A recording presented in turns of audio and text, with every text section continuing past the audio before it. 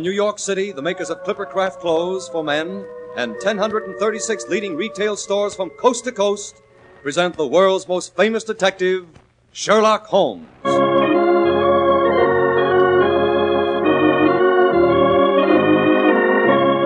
Tonight's story, The Adventure of Shoscombe Old Place.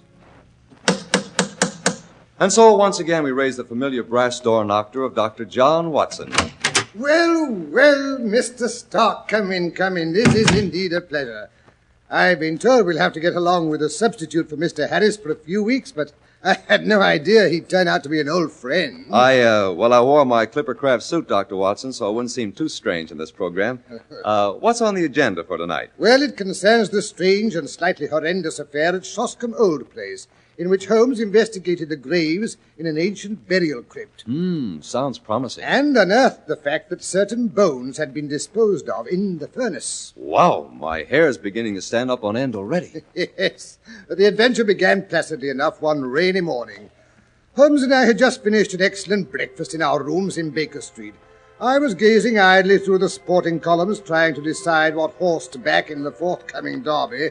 And Holmes? Holmes was pottering around with a low-piled microscope, doing some sort of an experiment.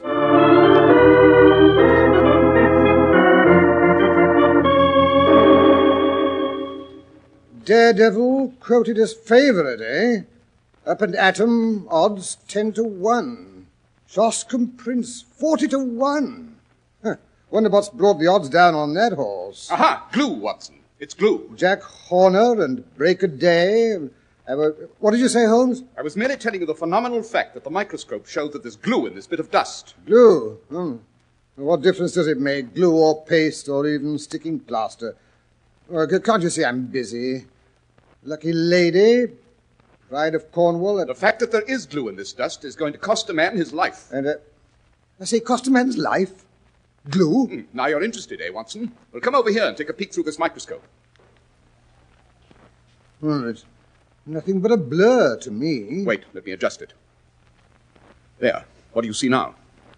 Some long, matted hairs. Those are infinitesimal fibers from a tweed cap, the criminal's tweed cap. The irregular grey masses are dust. These are epithelial scales on the left. Yes, but what are those shiny amber-colored crystals in the center? That is the glue. Yes, but how does a man's life depend on those? In the St. Pancras case, you may remember that a cap was found beside the dead policeman. The accused man denies it's his. The stuff under the microscope was taken from one of the seams of that cap and proves the man was lying. But how? The man is a picture frame maker who habitually handles glue.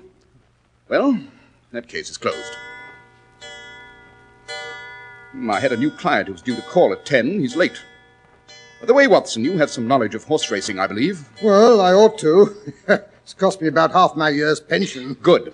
Then you can be my handy guide to the turf, as I believe you call your racing Bible. Well, what would you like to know? Does the name Sir Robert Norberton mean anything to you? Oh, rather. He lives at Shoscombe Old Place. Yes, the man himself. What's he like? Tall, muscular, has a devil of a temper. He once horsewhipped Sam Brewer, the Curzon Street moneylender on Newmarket Heath. Interesting. Does he often indulge in such pastimes? Well, he has the reputation of being a dangerous man, the most daredevil rider in Europe. See, he won the Grand National a few years back. One of those men who have missed their true generation. He would have been a buck in the days of the Regency. A boxer, a heavy gambler, a devil with the ladies, and a first-class shot. Capital, Watson. A perfect thumbnail sketch. Now, can you give me some idea of Shoscombe Old Place? Well, not much, only that it's very ancient and situated in the centre of Shoscombe Park, and that the famous Shoscombe stables and training quarters are to be found there. And the head trainer is John Mason. I say, how did you deduce that? I didn't have to. John Mason's my most recent client. This letter asking for an appointment is from him. But go on. What else is there of interest about the place? Well, there are the famous Shoscombe Spaniels. You hear of them in every dog show. Spaniels, eh? They're the special pride of the lady of Shoscombe Old Place. Sir Robert's wife?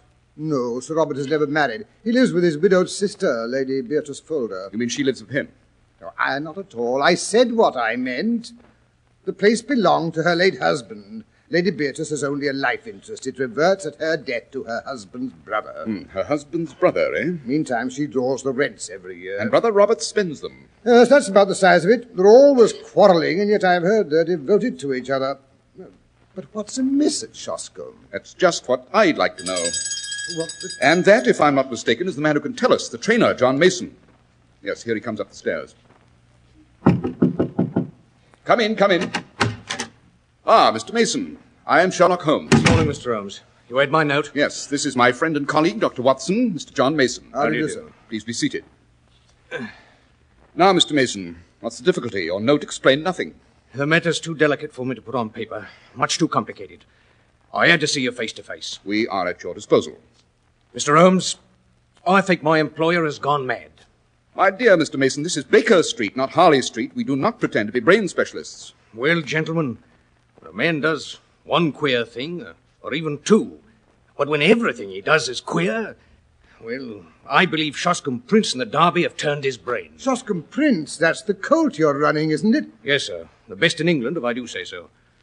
I'll be plain with you, because I know you're a gentleman of honor, and it won't go beyond this room. Sir Robert has got to win the Derby. He's up to his neck in debts, and, well, it's his last chance. Everything he can raise or borrow is on that horse. If Prince fails him, he's done for. Sounds like rather a desperate gamble, but that doesn't necessarily mean the man's insane. Where does the madness come in? First of all, his looks, sir. His eyes are wild. I don't believe he sleeps at nights. He's down at the stables at all hours. Then, sir, there's his conduct to his sister, Lady Beatrice. She loved the horses as much as he did. Every day she'd drive down to see him, and above all, she loved Prince. He'd prick up his ears when he heard the wheels of a carriage on the gravel, and out he'd trot to get his lump of sugar. But that's all over now. She drives by every morning without so much as a good day to you. You think there's been a quarrel? Yes, a bitter, savage one it must have been. Why else would he give away a pet spaniel that she loved as if he were a child? To whom did he give it? To old Barnes, what keeps the Green Dragon, 3 miles away at Crindle. Curious, eh, Watson? Of course, with her weak heart and dropsy, you couldn't expect her to get about much with her brother. But Sir Robert spent 2 hours every evening in her room. Now he never goes near her. She's taken it to heart, she has, sir. Brooding and sulky and drinking, Mr. Holmes. Drinking like a fish. Did she ever do that before this estrangement? Well, she took a glass regular every evening, but now as often as not it's a whole bottle. There's something rotten about it, Mr. Holmes. Then there's the goings-on down at the old church crypt at night. The haunted crypt, we call it. Haunted? Yes, Mr. Holmes. There's an old ruined chapel in the park, so old nobody can fix its date. And under it there's a crypt where all the ancestors of Lady Beatrice's husband lie buried, including the man himself. Well, sir, that crypt has got a bad name among us. It's dark and damp enough by day with the weeds breaking through everywhere, but at night it's worse. Standing there in the moonlight, its broken arches gleaming like ghosts. There's not many in the countryside that have the nerve to go near it at night. But I gather you did, or there'd be no story. Yes, sir. Me and the butler Stevens. We was taking a walk in the moonlight, smoking a pipe before going to bed, when all of a sudden we notices a light, sort of pale and unearthly like, shining in the old chapel. There we stood, Stevens and me, quaking in the bushes like 2 bunny rabbits.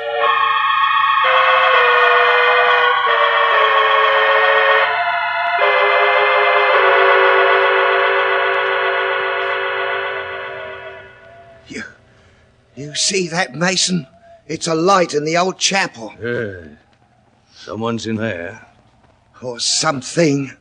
I don't like the look of it. It isn't natural. What's going on in the chapel this time of night? We'd best go and find out. Oh, for heaven's sake, no. Maybe it's something evil. Some bad spirit set its light there to lure some poor fella to his death. Wait a bit. See that shadow moving against the far wall? It's a man's shadow, that is. For a devil's. It looks more than life-size to me. Isn't that a tail he's switching around behind him? Nonsense. It's a piece of rope he's holding in his hand. Here. What's that? It's Pip, Lady Beatrice's spaniel. He's probably outside the old well house, howling at the moon. He was there all last night, howling to wake the dead. Don't say that. Maybe that's just what he's doing. Maybe that's what he's done. Waked all the corpses in the crypt and they're having a ghostly meeting. Rubbish, Stevens. You don't really believe in ghosts? Why, when you think about all this tomorrow morning, you'd be ashamed. But that's tomorrow morning. And tonight, standing here in the moonlight, well, I ain't so sure. Well, there's one way to find out. Come on, let's have a look at who's in that chapel. You're not going over there, Mason. I am that.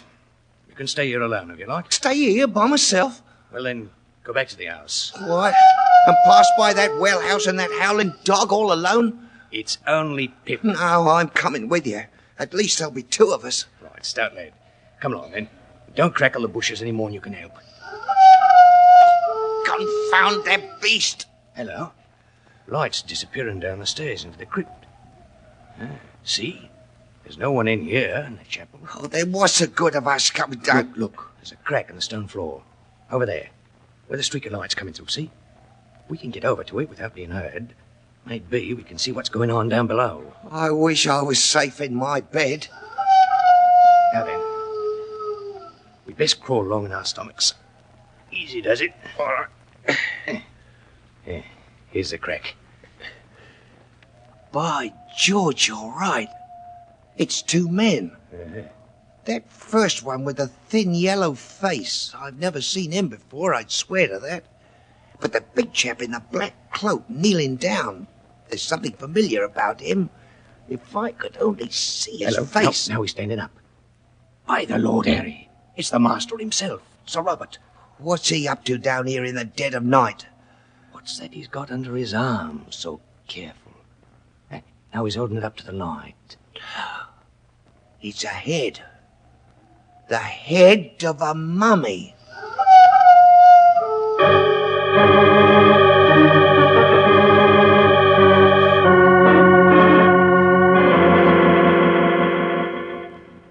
What an eerie experience, Mr. Mason. That it was, Dr. Watson.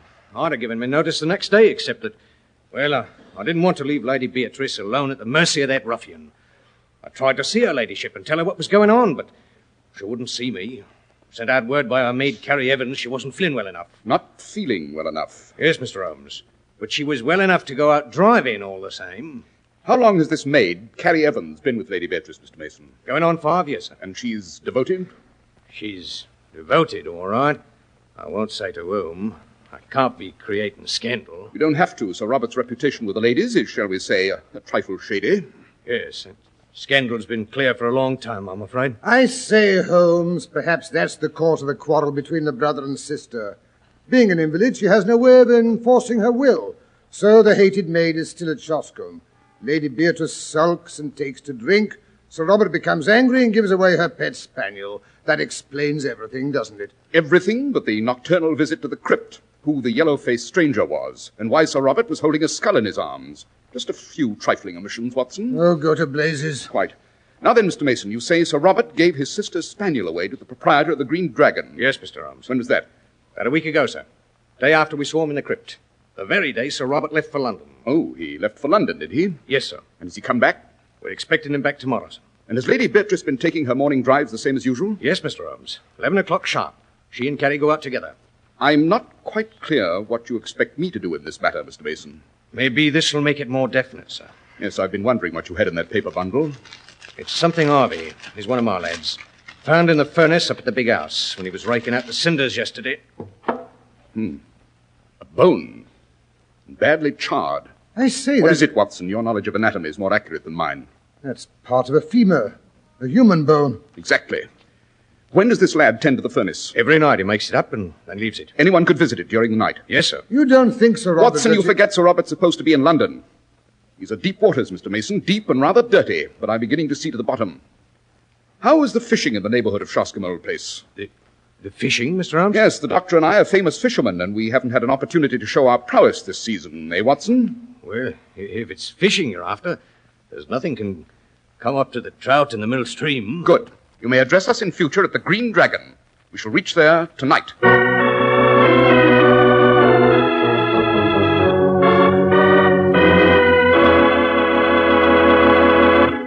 And now that you have Mr. Holmes started on your fishing expedition, Dr. Watson, may I step in to say a few words? Fair enough, Mr. Stark. Clipper craft clothes are not merely good-looking at the time you buy them. They stay good-looking. Part of the reason for this is hidden from your eyes. That's the painstaking tailoring, the hundreds of stitches inside. Yes, fine tailoring and rich, long-wearing fabrics are the reasons Clipper Craft clothes are remarkable values at their more than modest prices. Naturally, prices low as these wouldn't be possible without the unique Clipper Craft plan. This plan concentrates the buying power of 1,036 great stores across the country, creating year-round economies in manufacturing and distribution costs. That's why you pay only $40 and $45 for a Clipper Craft suit, only $40 for a top coat or overcoat, and only $26.50 for sport jackets. For your own sake, compare Clipper Craft with clothes selling for many dollars more.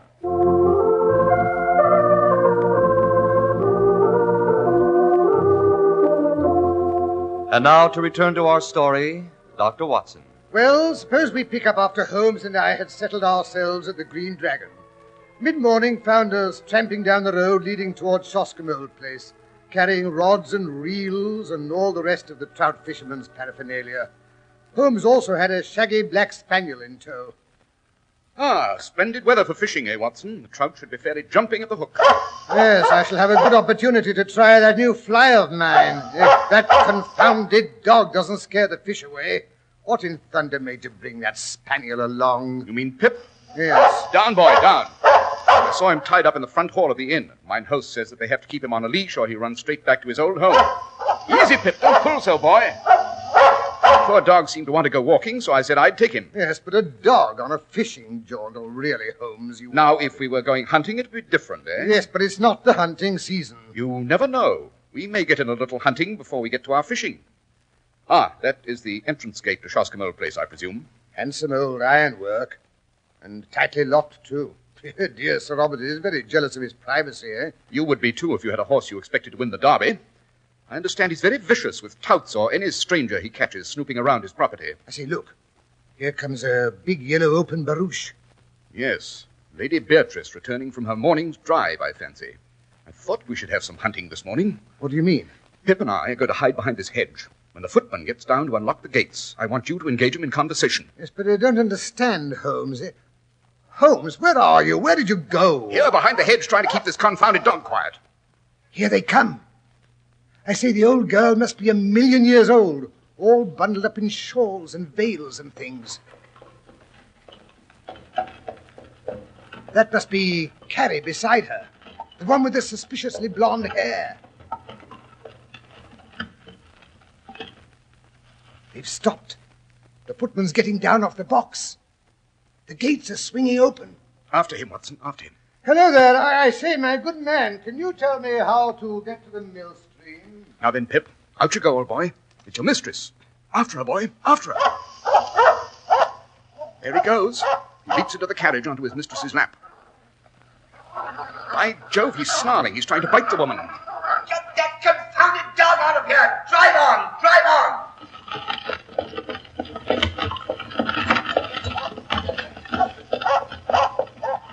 Come on, Pip. Did she try to kick you? Well, never mind, old boy. Well, Watson, that's done it. He expected to see his mistress, and he found a stranger. Dogs don't make mistakes. But it was the voice of a man. Exactly. Our little hunting party was quite a success. We flushed our bird. Now, come along, Watson. The fish are waiting for us. Look here, Holmes, you're not going to give up this clue. Not exactly. But our hunting must be postponed until after dark. And then, I promise you, it will be for big game.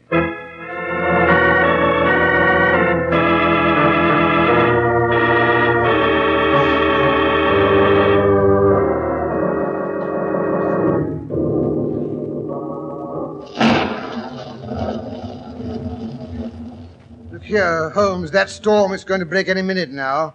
Hadn't we better get back to the inn? Oh, rubbish. We can reach the chapel before we get too wet. Yes, but how do we get home again? By running, I suspect. We may get wet. I told the landlord to have some of the trout we caught this afternoon and a Stilton cheese, salad, and a hot toddy waiting for us. Oh, then let's get back now. I said we wouldn't be back before 10:30, but if we weren't back by then, to rout out the local police. You think it's as bad as all that? I don't know. It all depends on what we find in that crypt. There, that must be the chapel up ahead. I saw it in the last flash of lightning. Here comes the rain. Run, Watson, run! I say, don't go so fast. Good Lord, it's as black as the inside of my pocket. I I've lost the chapel. No, there it is. Over here, Watson. Over here. There's an entrance. Right. Oh, great thunder. I'm soaked to the skin. It's coming down in torrents.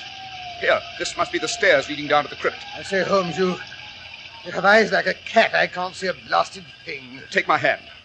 Easy now, easy. Don't fall and break your neck. There. Now you can light the lantern. As if I can find a match that's dry enough to light. They all feel like spaghetti.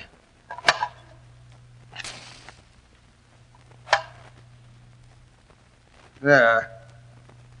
Phew. What a sepulchral place. Look at all those vaults. I had no idea Lady Beatrice's husband had so many ancestors. Yes, some of those graves date back before the Norman invasion. Look at the Saxon names. Adalbert, Harold. And here are the Normans. Long line of Hugos and Odos and Percys. But it's this leaden coffin we're interested in, I imagine. Notice how the dust around it's been disturbed. Hand me that jimmy, Watson. You're not going to open it. Holmes, let's get out of here. All these coffins, hundreds of dead ancestors. I feel like a ghoul myself prying into their long-forgotten secrets. Rubbish. I'll have this lid off in no time. 1, 2... Stand back! What the... Keep away from that coffin. Keep back, I say, or I'll blow you to bits. Well, if it isn't Sir Robert Norberton himself. This is a surprise. Allow me to present myself. I am... Sherlock Holmes, you don't have to tell me. I heard how you tried to frighten my sister this morning. Now clear out. Your sister? Yes, my sister. Now, what is your motive? What are you doing here? Answer me, do you hear? I, too, have some questions to ask, Sir Robert. What have you done with your sister? My sister? My sister is home in bed, of course. If your sister's home in bed, would you mind telling me whose body is inside this coffin? Throw back the lid, Watson. There, Sir Robert. Is that the body of your sister, or isn't it? It is. But you're not the official police. What business is it of yours, anyway? My business is that of every good citizen, to uphold the law. What? You mean you'll hand me over to the police? Good Lord, this is terrible. I know appearances are against me, but I couldn't do anything else. Now, let me explain. Your explanations must be to the police, I'm afraid. But that will ruin me, don't you understand? I've always been dependent on my sister, Lady Beatrice, for everything. I'm deeply in debt. If it were known that my sister were dead, my creditors would come down on me like vultures. Everything would be seized, my stables, my horses. Shoscombe Prince would never run the Derby. Oh, Mr. Holmes, my sister did die just 1 week ago. She died of dropsy, which had long afflicted her. That will be for the coroner to decide. I was faced with absolute ruin.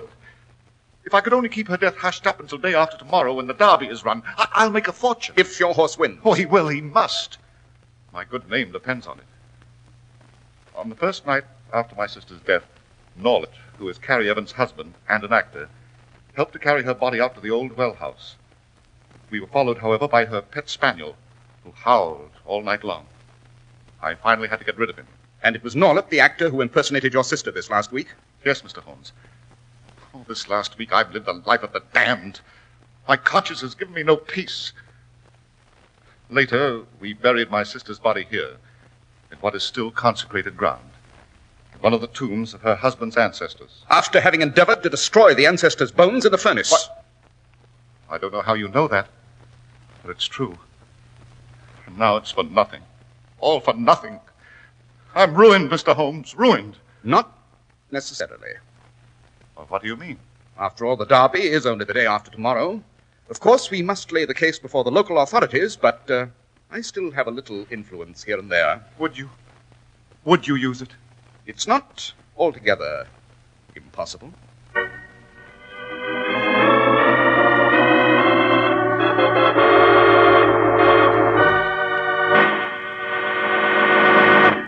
And now, Dr. Watson, before you tell us Holmes' rather surprising decision in the case of Sir Robert, I'd like to make one more speech on behalf of Clippercraft. Go ahead, Mr. Stark. When you advertise anything as extensively as Clippercraft, the product's got to be good. Clippercraft clothes really have to have it, and they have. They're the most amazing clothes you've ever seen at prices so very modest. Remember, Clippercraft suits are only $40 and $45, top coats and overcoats only $40, and sport jackets only $26.50. No, you won't find such smart styling and comfort, such rich, long-wearing fabrics, even at far higher prices. They're made possible by the renowned Clippercraft plan, concentrating the buying power of 1,036 of the nation's finest stores from coast to coast. So that these great clothes are available to you at your own local independent store, the store you can trust. Yes, selling expensive clothes at inexpensive low prices at the nation's finest independent stores is the great big idea behind the Clippercraft plan. That's why men who know insist on Clippercraft clothes. So be sure to visit the Clippercraft store in your city. These leading stores in the metropolitan area are proud to add their names to Clippercraft in your suit, top coat, and overcoat. In Manhattan, John Wanamaker Men's Stores, Broadway at 8th and 67 Liberty Street. Saks 34th, Broadway at 34th. In Brooklyn, Abraham and Straus. In Newark, New Jersey, Boulevard Men's Shop, Kresge Newark. And in Jamaica, the B&B Clothes Shop, 16408 Jamaica Avenue.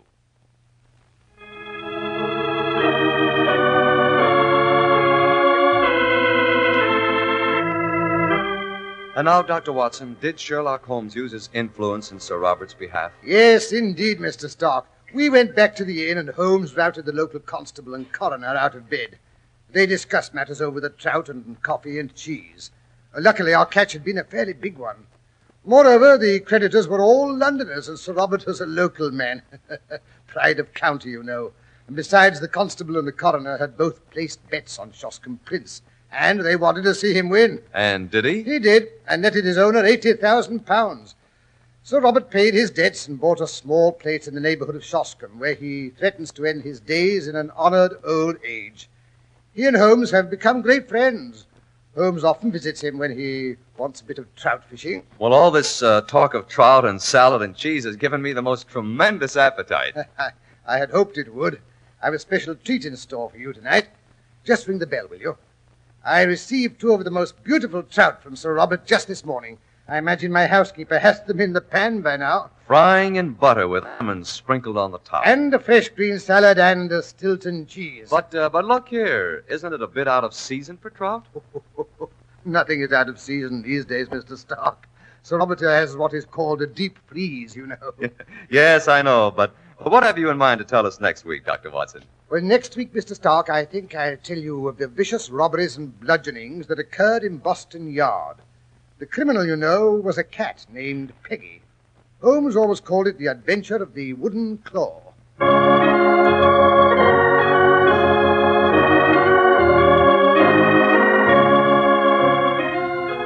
The makers of Clippercraft clothes and 1,036 leading stores from coast to coast have brought you another in the new series of broadcasts featuring the world's most famous detective, Sherlock Holmes.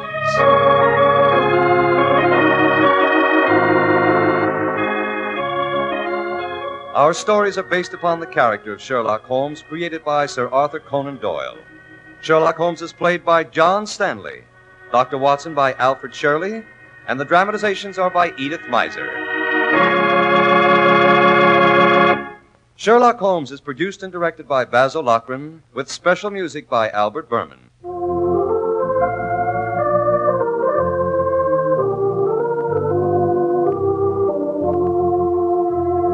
If you don't know your Clippercraft dealer, write Clippercraft, 200 Fifth Avenue, New York City.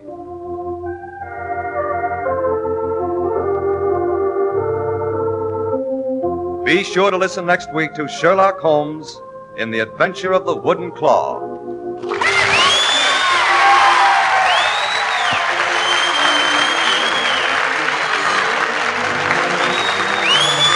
Charles Stark speaking for Clippercraft Clothes. This is the world's largest network serving more than 450 radio stations. The Mutual Broadcasting System.